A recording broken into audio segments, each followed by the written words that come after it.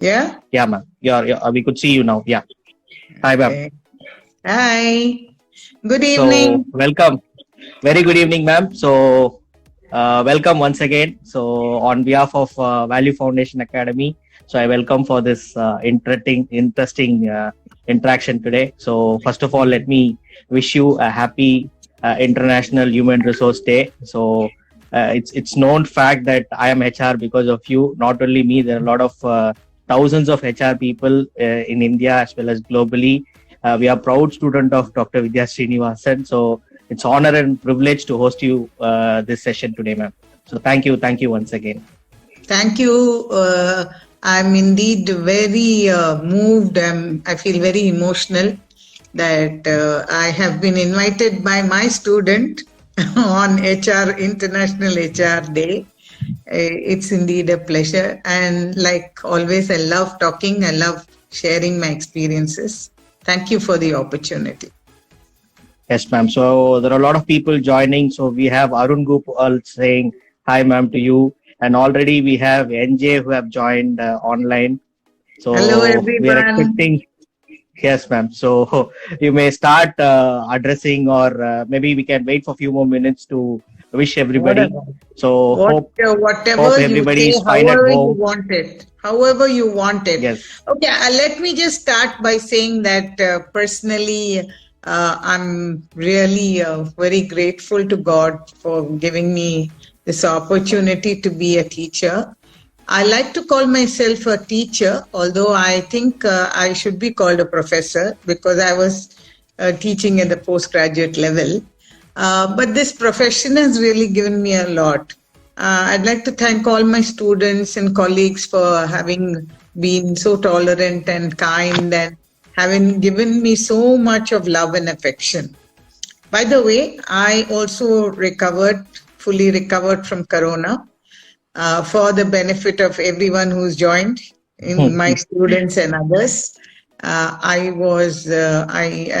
got afflicted by corona in the last week of September. I was in hospital for 1 week. I was good when I went there. I was good when I was in the hospital, and I was good when I came out, and I'm good now. Thank you very much. So welcome to everyone, Thank you, ma'am. and So I'm so delighted to be here. thank you, ma'am. So we are happy that you're strong and better now. So we will also add you in our prayers, of course, regularly. So and one thing we found great about you is your networking. Like you are always one way or the other. You are connected to people in any means, right? You Yeah. take opportunity to wish people on their birthday or on special occasions. So that way you are so connected. So as HR professional, like we all learn one big thing is networking thing. So whenever as a student we go to companies, or even as a professionals we meet HR colleagues, they say big or great about you is one USP about you is networking. So generally people will work if see people see HR people will run away from HR. So one person HR will run away is you, because you ensure your students are placed, meeting them. You talk good about us. You ensure that your students are placed in good organization. So it's indeed a privilege to get a great professor like you, ma'am. Thank you, Senthil. In fact, one of the very important competencies of HR is networking. And I think one has to role model it for young people to understand and benefit from it.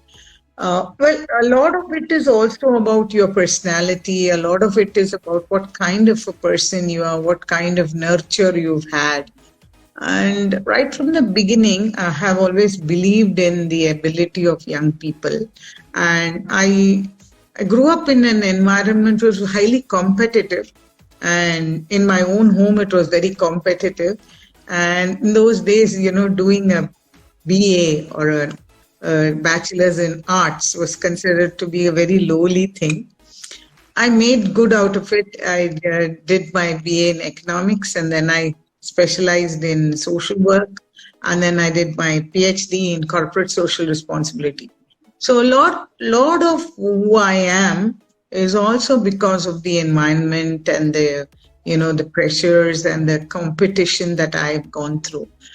I would like to keep this open for anyone to interrupt at any time and ask me questions in the form of a message or a question in itself. But until then, I will just go on. Is that okay? Sure, ma'am. So we'll also take up questions from people I think here and there we can also make people to interact. So we have NJ to join us. We'll just try to add him also. Just a second. NJ has fond memories of me. I was a terror to him. Only to him. among the few people who had it really bad from me. No.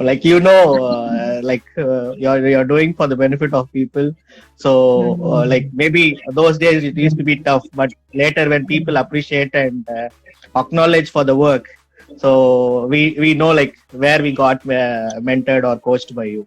So, ma'am, let me. Yes, please. Yes. So let me start this session. So like NJ is saying, it's one of the forms of learning.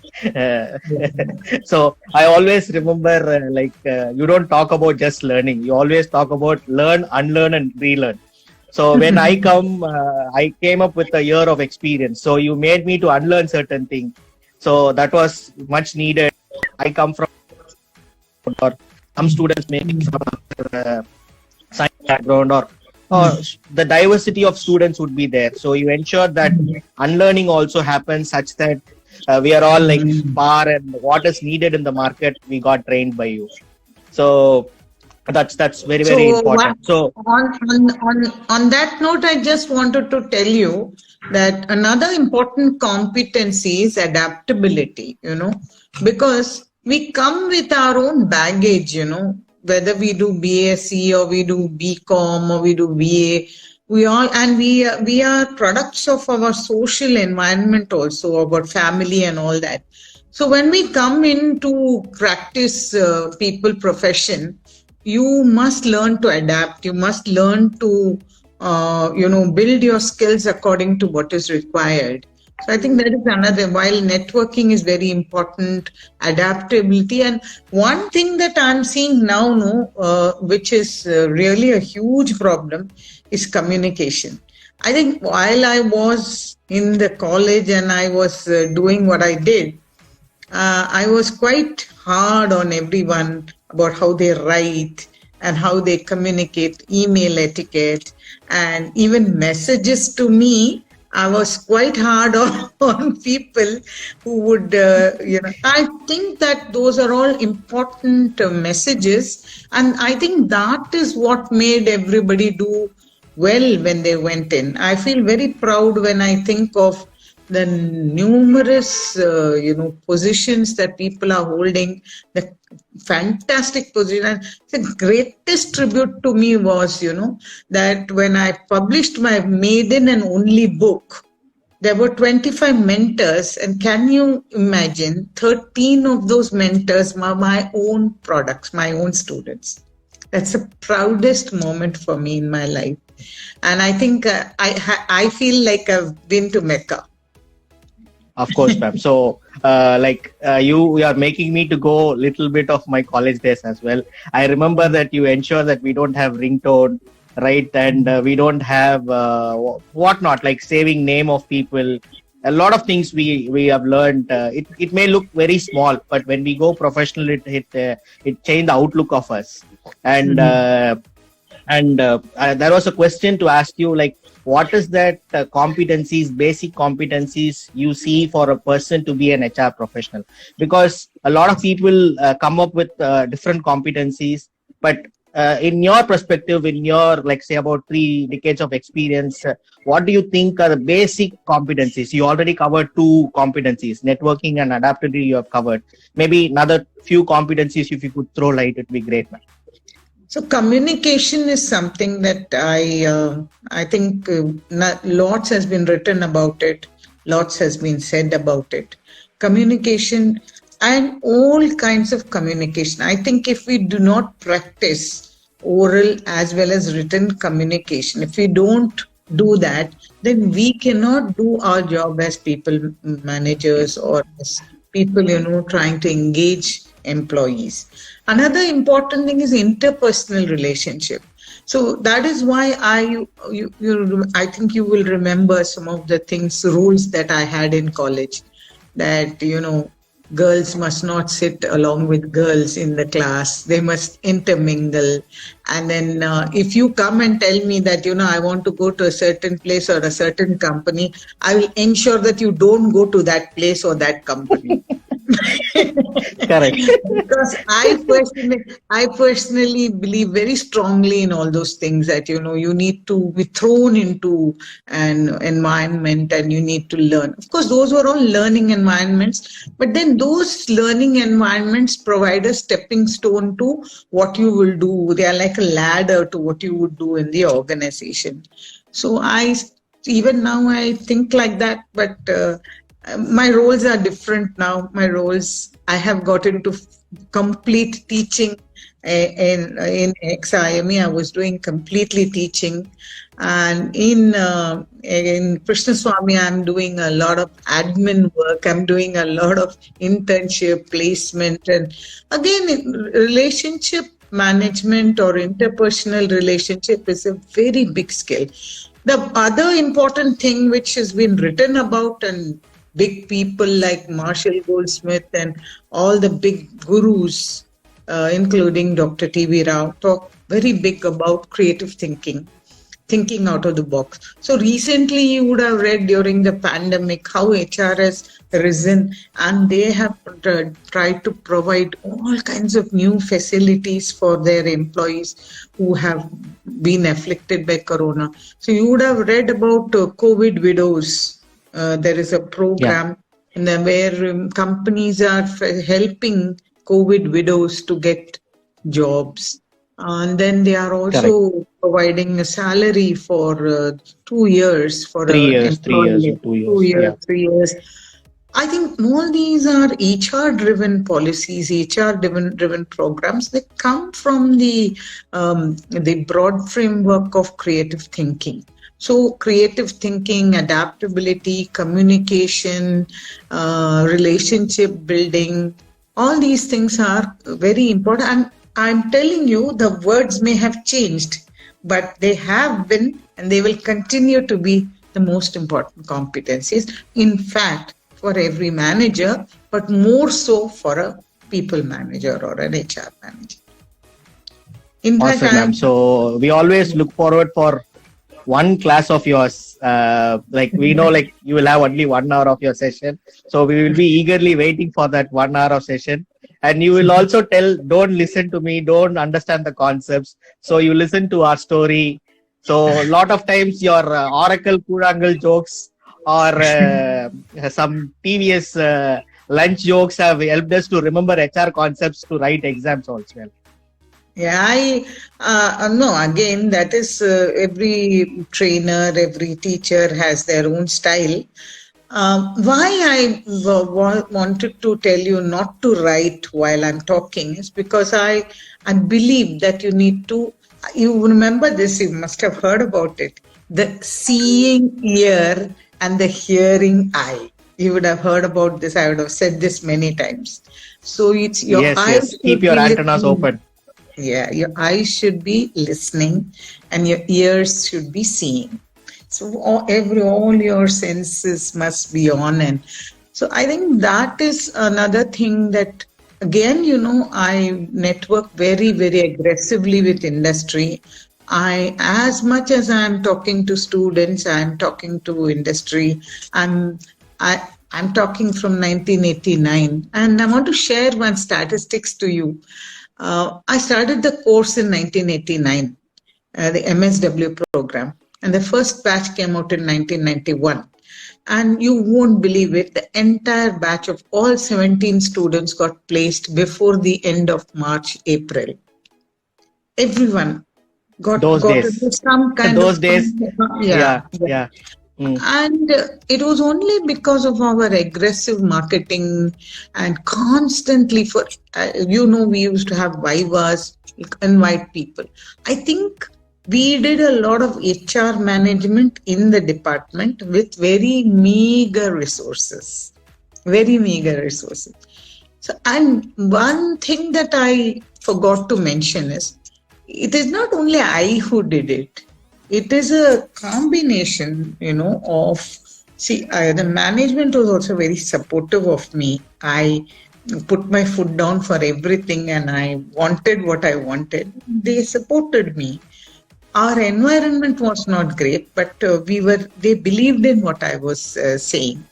So one of the important thing is must constantly look at what is the culture of the organization.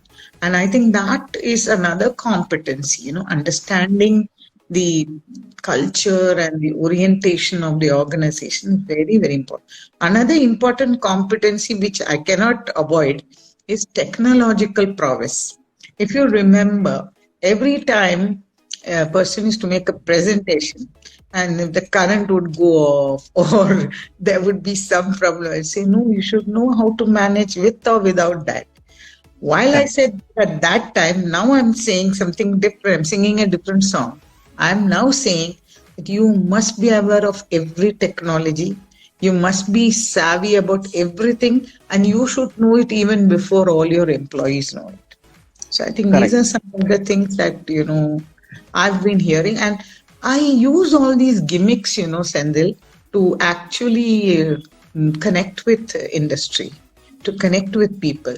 So, of course, everybody feels happy, when you wish them happy birthday.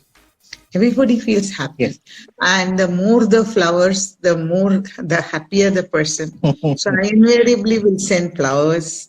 And what I'm beginning to say at the end of this is that it's all matter of practice, and it's not something that is not Greek or Latin. You can do it.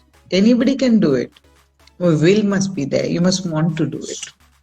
I am who I am because of what I do. I am not who I am because I got a PhD. I am not who I am because I am HOD of DG Vaishnav or Zaim or Krishnaswamy. What I do. So you are what you do. Okay. You remember I used to talk about campus recruitments and I used to say, you are who you say you are. They do not know who you are. So you need to say who you are. So how do you say who you are? You have to talk about what you have done. You have to talk about what you have achieved, where you went for internship, and what kind of experiences you had, what projects you did, etc. Okay. Are there Awesome. any Awesome, ma'am. questions? So, Are there any uh, questions? not for now, but on a lighter side, one of the competencies Lakshmi sir has picked up interpersonal skills. That's where he got is better off, is what he has mentioned. Good one, good one. We all And know. We all know. he's got a good one Yeah. also. He's got a good spouse Of also. course, of course. So on this note, we also congratulate him for his 24th wedding anniversary, which got over a couple of days back. I So wished him. I congratulations, wished him NJ. and Yogita. Yeah, Yes, yes. yeah. Thank you, You know, ma'am. So Lakshmi Narayan has got a double trained wife. She not only was my student, she was also a faculty along with me. I think many people don't know that. yes, we don't know. Okay. Fine, ma'am. So, ma'am, just curious about your book. So, we have read your book, and it's one of the one book we have to have as a HR profession, especially for the budding professional. So, we make a point to gift to our employees, or it's a common HR practice. We share best books. So, one of your books are there in all HR professionals, especially with our alumni. So, when is your next book coming up, and what is it about? No, it's not that I did not enjoy that experience. It's just that that is not who I am or what I want to do. I wrote that book for three reasons. I was about to retire, and college secretary told me that you should have something to have as an identity. How can you just retire? How can you not write a book? You must write a book. So I just returned from the US after being with my daughter. And my daughter and my son and my husband have been telling me for time immemorial, yes, you have done lots for your students, you have got jobs, you have done this, that. But what have you done for your own biodata? What have you done to build your... I never have ever looked at that. I'm telling you very honestly, and might sound very pompous if I say this. I have never looked at myself. But then I thought every year, I make students do elaborate presentations, and I teach the subject HRD. I have taught the subject HRD for 10 to 12 years continuously. So if from there it came, and I could not have done this without my students. I could not have done this without the connections in industry. I could not have done this without the support of the management. I wrote the book not for any other reason, but just to tell people that, okay, you have helped me, you've been with me, you've helped me in my past. For you, I'm going to bring out this book. So I divided the book into 25 chapters. I allotted it to the students, and we jointly did the research together. They wrote and I corrected, and they wrote and I corrected, and they wrote and I raped many, many chapters. I made them draft and read. This is what I've been doing for a long time. I had been doing this. It just happened that year it came out in the form of a book. And I was very fortunate that the best in the industry, wrote mentor messages. It was wonderful.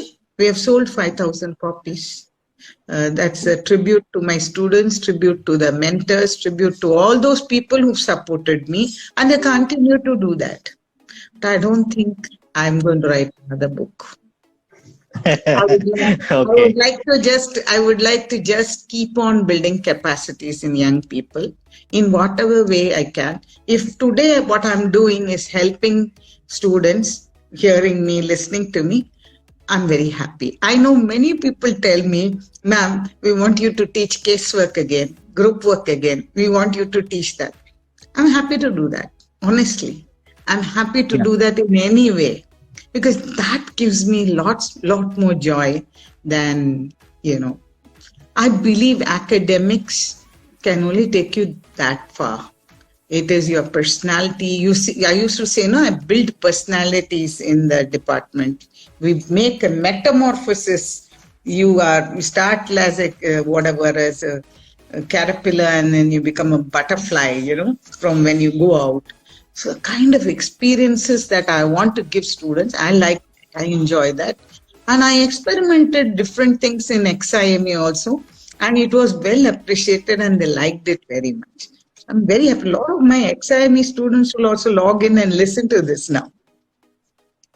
Of course, ma'am. So thank you so much for that contribution of book, especially student made, and you who hand-holded and gave us that great book.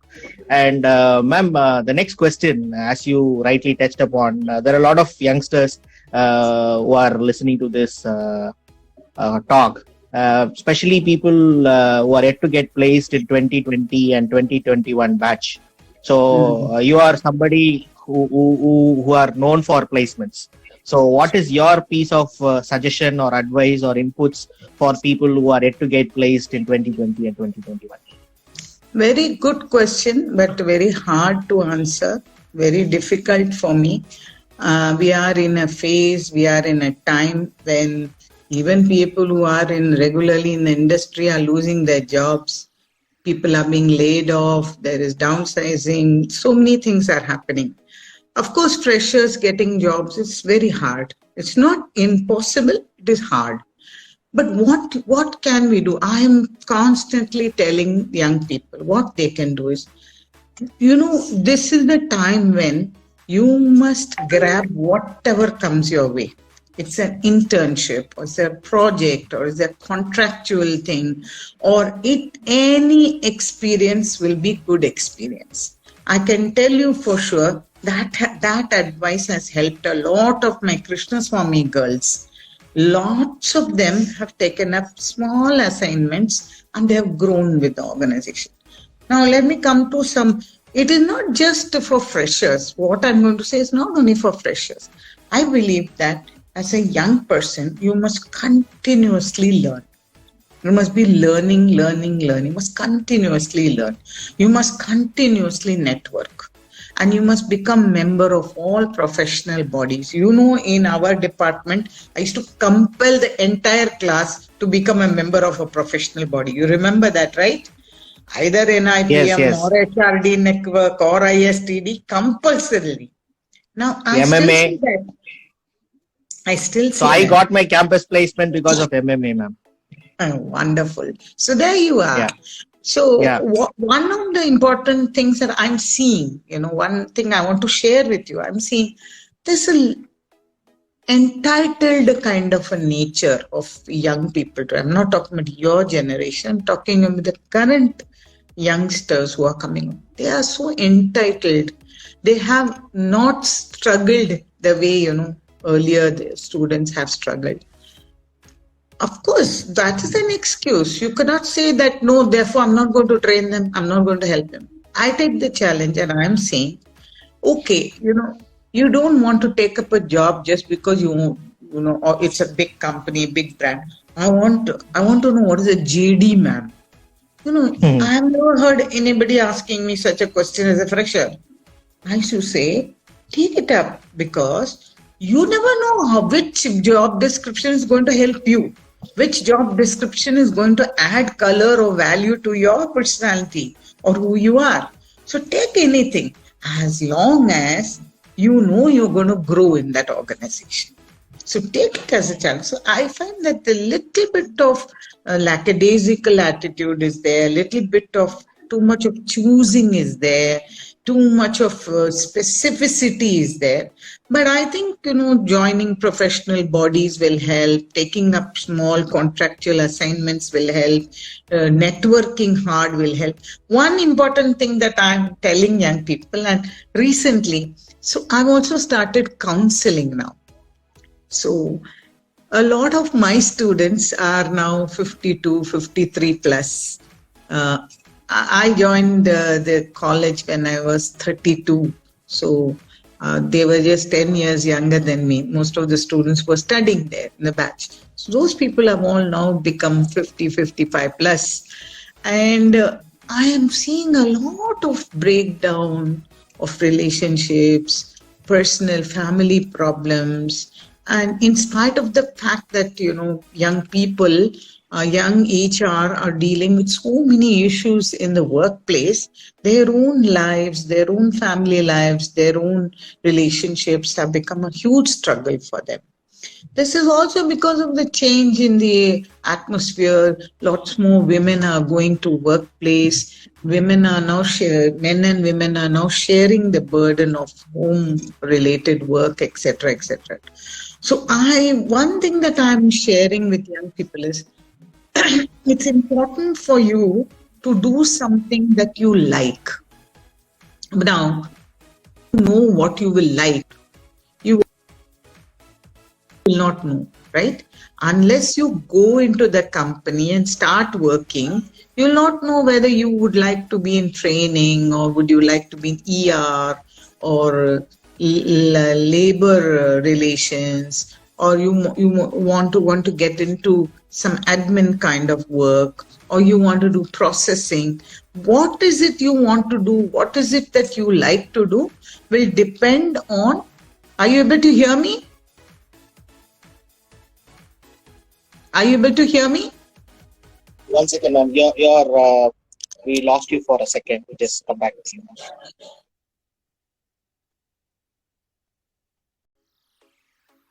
So, ma'am, just a quick question. Like you were talking about what's happening recently. So, just throw some light on the mid-career crisis. So, we also have people who have got some they are in between, like, so 5 to 10 years of experience, who are either unable to pursue their passion, or do they want to stick to HR, or like they lost so many things because of their new commitments, their relationship, and all that. Hmm. In fact, I was getting there. Are you able to hear me? Are you able to hear me?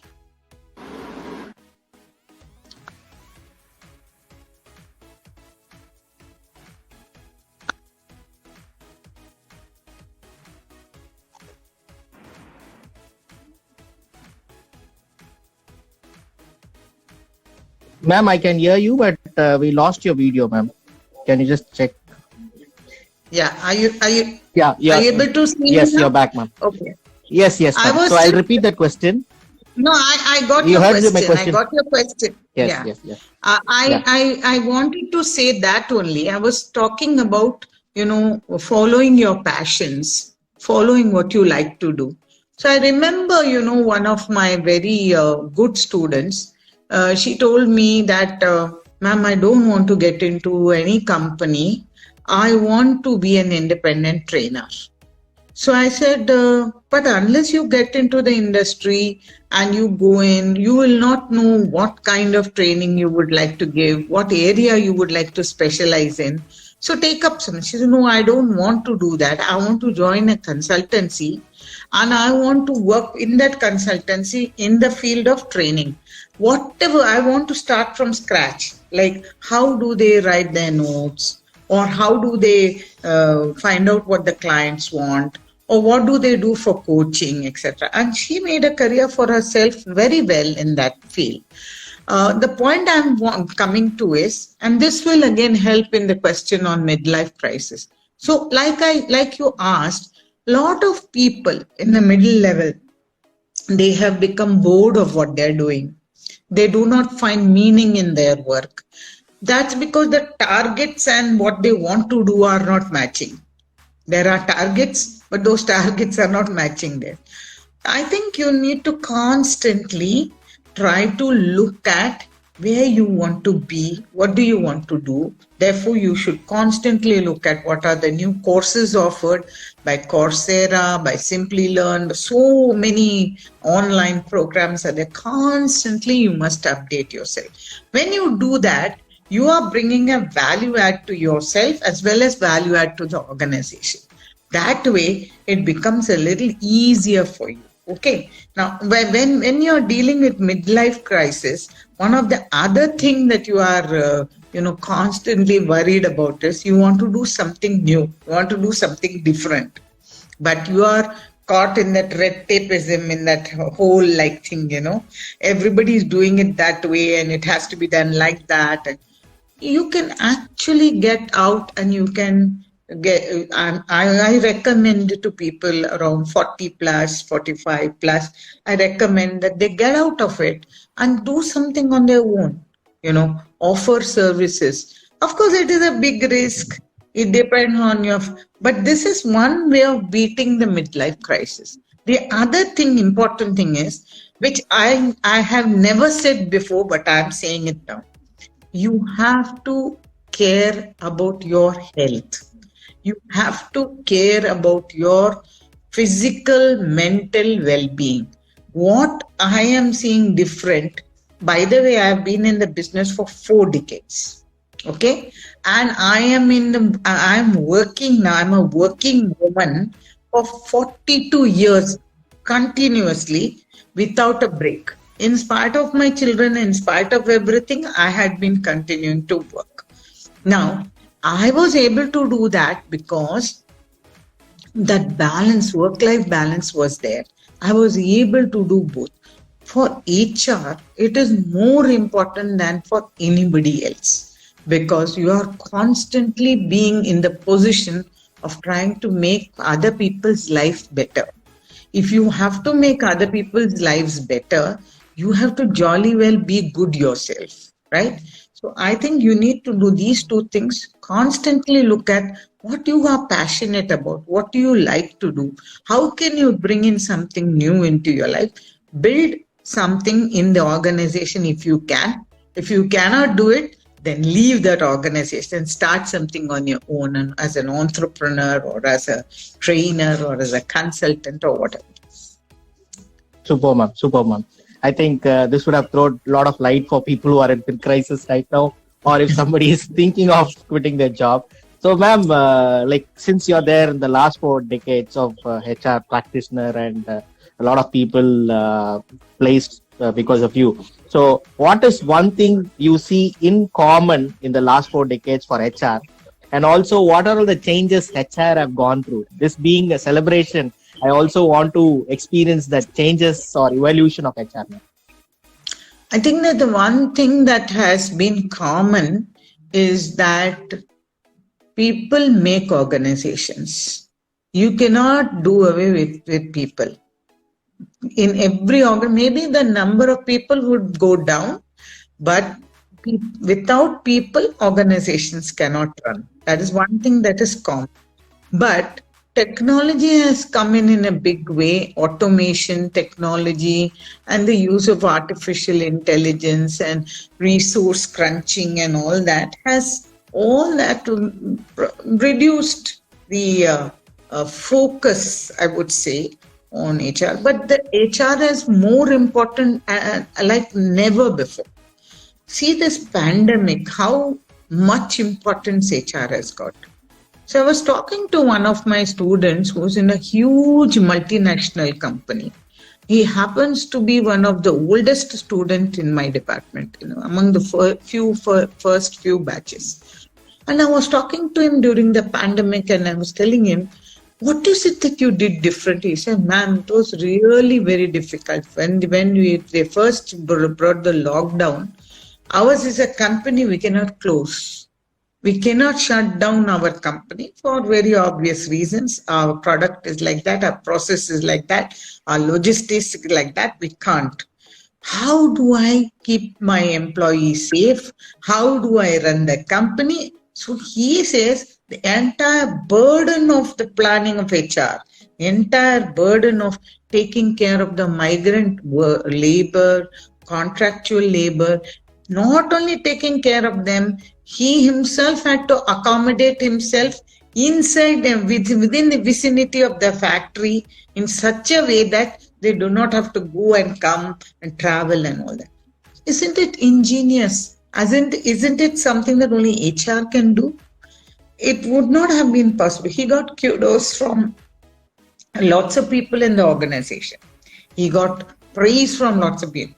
So I think one of the things that has changed is technology, but one of the things that has remained is the importance of HR, the importance of people, the importance of only HR can onboard, only HR can recruit, only HR can select, only HR can do all of that.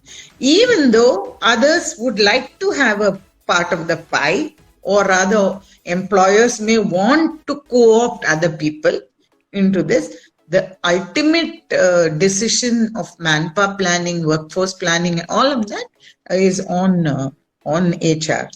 An important thing that I see that is coming up is analytics is playing a big part in every aspect of an organization. Of course, in HR also it is there. And very interestingly, lots of my students have moved into the field into the realm of running organizations, consultancies exclusively for HR analytics. So I think it has sprung up. So you see, once you believe in what you can do, you can make a career out of your, and you can, when you enjoy and you become passionate and love what you're doing, you'll do it even better.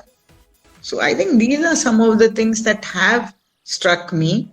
I interact with a lot of senior level HR because I used to harass them daylights out of them. No, every day I used to call them and say, how many people from my department are you going to take? How many people are you going to take? Of course, I did a lot of bartering. I did a lot of exchange. I tried to help the organization. I tried to connect organization with the requirements in terms of the kind of student that there was a time when I used to plan from day one. When the student enters the department, I say, which company will I send this person to for internship? Because ultimately my goal was I want to place this person in A, B, C, D company. So I used to try to from there. Of course, I had some wonderful colleagues, throughout my career who not only supported, everybody thinks that it's only I who did it. It's not true. I just couldn't have done it on my own. It was really awesome, the kind of support they used to. I used to have one teacher who's a spy of the department.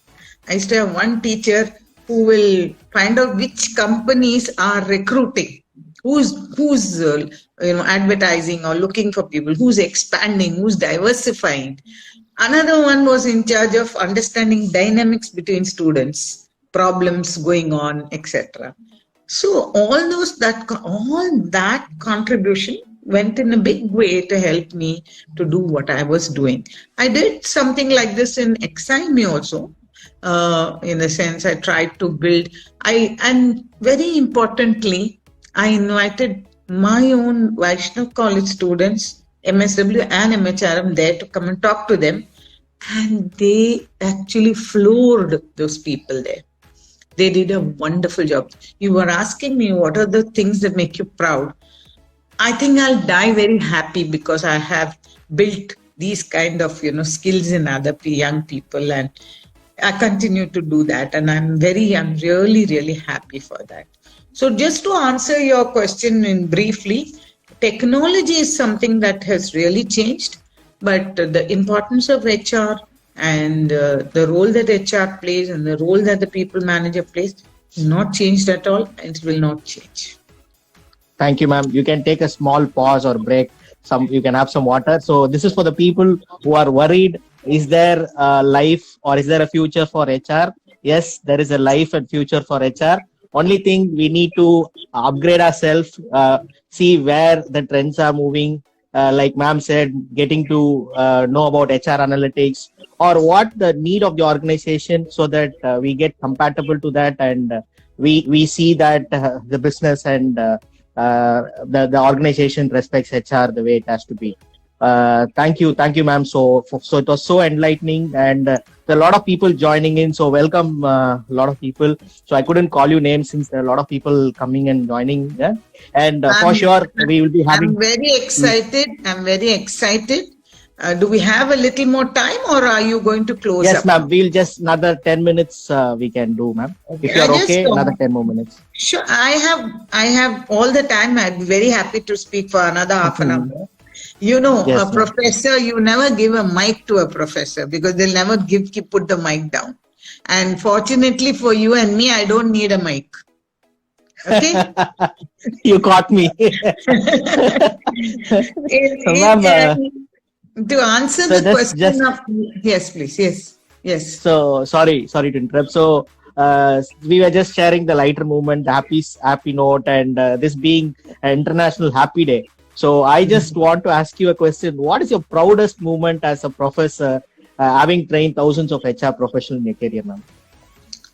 Like I told you that on the day when I released my book, the minister, Pandya, he mentioned on the dais, he said, I told him, in my opening preamble, I said, this book is of the students, by the students, for the students. Vidhya Srinivasan is nobody without the students. So he said, yeah, I could see that in the book. So he asked me, how did you manage to get all these people to write mentor messages in your book? I said, not only I managed to do that, I attached each student to that mentor. I attached them. And I made them to work in unison with them. And I made the mentor to spend, how difficult it is to get the mentor to spend some time with the intern or the student. Yes. And many of those students today also tell me anecdotes about that experience. They went to a very senior director, and the director, gave them time, and they sat and discussed. Of course, there were some not so good experiences also, but that's also a learning, no? Like Of course. NJ said, everything is a learning. Everything is a Yes. learning. So I think that was my proudest moment because I was able to integrate the requirements of students. The book came out well. There are lots of mistakes. There will be, and it will constantly, we constantly keep correcting, and constantly there will be need for editing. But the proudest moment for me was that I had 25 mentors writing in my book, and I had 545 commendations. People from all over the world spoke very nicely about our department and about what we do. And again, I'm telling you, maybe people think it is me and what I did, but I I cannot have an identity without my students. MSW and MHR. Another important proud moment. When I started the MHRM program, there was lots of revolt and revolution and all that, and everybody said, "Yes, it is true. It was my dream degree, and I always wanted to have a direct entry to HR and not like this, roundabout entry. I always used to say MSW is a roundabout entry. I was training all my MSW students to be good HR people, but they were actually supposed to be good social work students. Okay. All over the world, nowhere in the world you have HR as a part of social work specialization. HR is a different subject. Then I promoted this HRM. I said, this is going to have a social welfare orientation, MSW, and MHRM is going to have a business orientation. Now, I'm happy to tell you, both the programs are doing equally well. Both the programs have got a huge market. Both the programs have got very good, quality and subjects. And also, we were the first to start the MHRM program in Chennai. Today, we have more than 200 colleges offering MHRM. We were the first to start MHRM program. From the university, we got the first approval to start that program.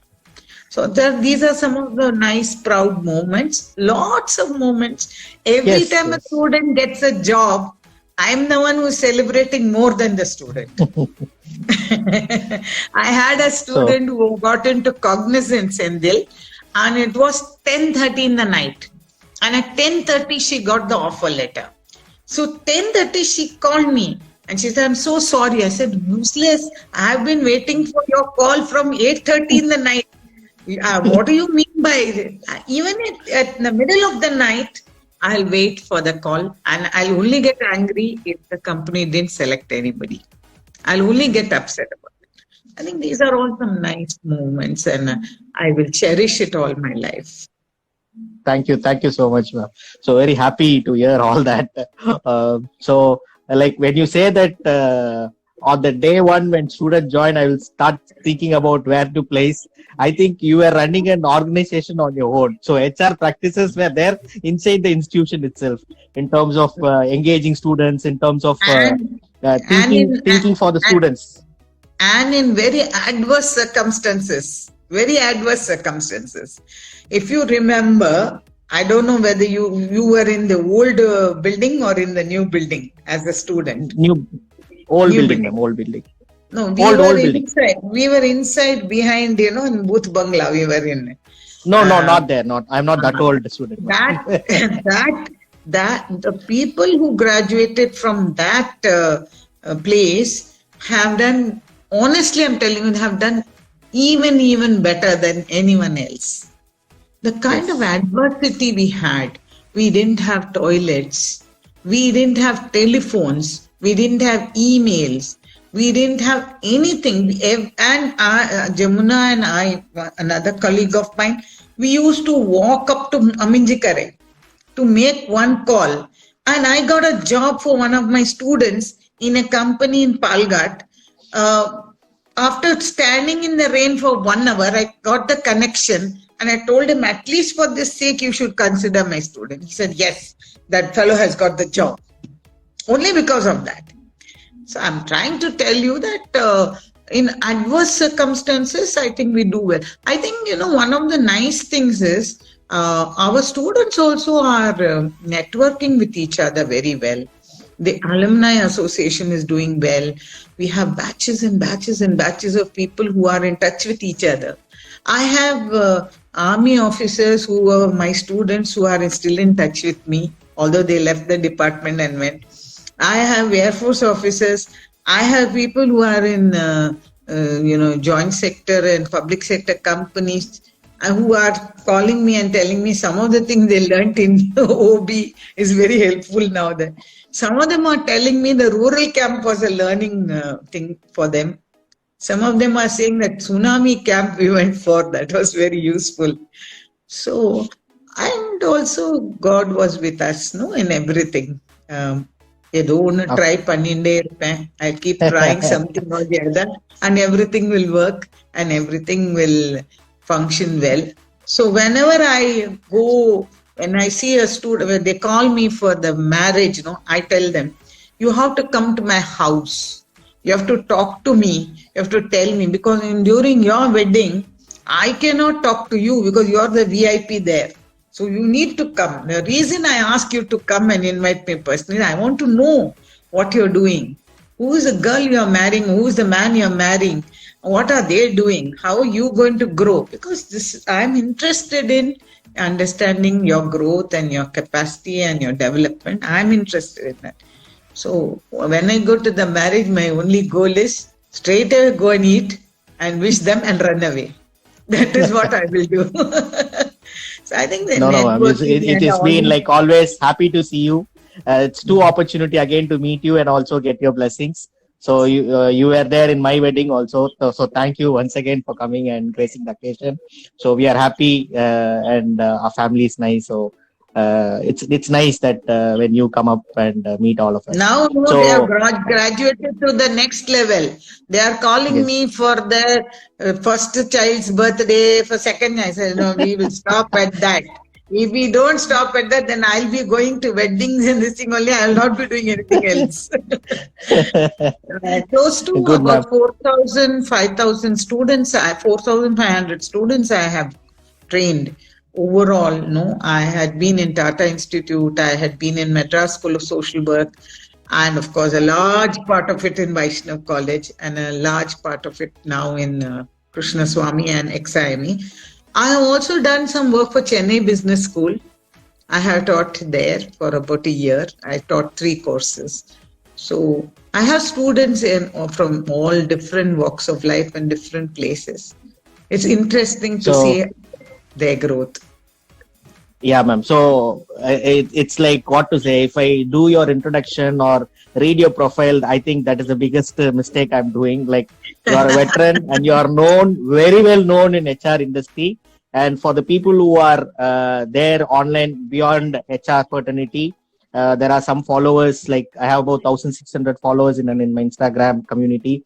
So for those people, for the benefit of them, ladies and gentlemen, this is my professor, my teacher, Dr. Vidhya Srinivasan, who was my HOD, and she was heading the department for Masters of Social Work in DG Vaishnav College. So once again, I'm a proud student of Dr. Vidhya.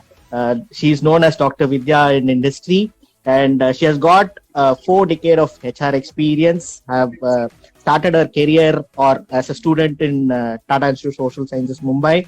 As she rightly said, she has worked for a lot of institutions, predominantly to name a few: MSSW and DG Vaishnav, XIME, and her current assignment is Chennai Krishnaswamy College. And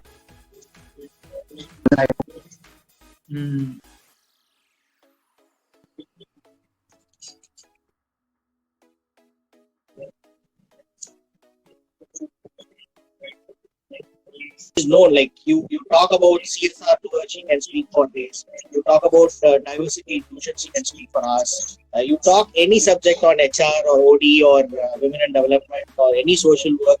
Ladies and gentlemen, that is Dr. Vidhya Srinivasan for you. So it was great hosting you, ma'am. So thank you so much for joining and making this international event special for me. And we look forward to host a lot of sessions, and we also connect with a lot of HR opportunity.